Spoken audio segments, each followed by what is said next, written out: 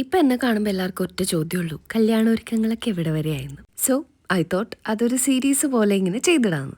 So this is കല്യാണ ഒരുക്കങ്ങൾ episode 1. കല്യാണം ഉറപ്പിച്ച് 2ാമത്തെ മാസം ഞാൻ ഫിക്സ് ചെയ്ത ആളാണ് ഈ നിൽക്കുന്നത്. ഇതാണ് ദിയയാണ് ഞങ്ങളുടെ 2 പേരുടെയും വെഡ്ഡിങ് സ്റ്റൈലിസ്റ്റ്. ഞങ്ങളുടെ ഡ്രസ്സും ഓർണമെൻറ്റ്സും ഒക്കെ സ്റ്റൈൽ ചെയ്യുന്നത് ഫുൾ ദിയായിരിക്കും. അപ്പോൾ ഇന്ന് ഞങ്ങൾ ഫസ്റ്റ് പോയത് GOD ബൈ മഷൂർ ഹംസയിലാണ്.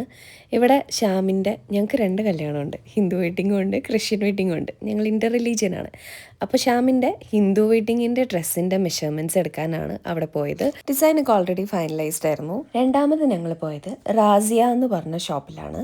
അവിടെ ഇതേപോലെ ശ്യാമിൻ്റെ ക്രിസ്ത്യൻ വെഡ്ഡിങ്ങിൻ്റെ സ്യൂട്ട് സ്റ്റിച്ച് ചെയ്യാനാണ് ഞങ്ങൾ പോയത്. മെഷർമെൻറ്റ്സ് ഒന്നും കൊടുത്തിട്ടില്ല.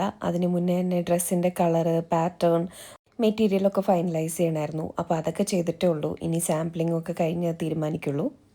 ആൻഡ് ഫൈനലി ഞങ്ങൾ പോയത് കൃതി ലേപ്പലിലാണ്.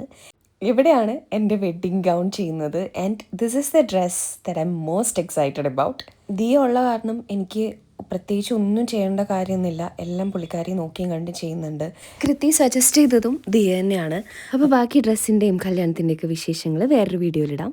Okay, bye bye.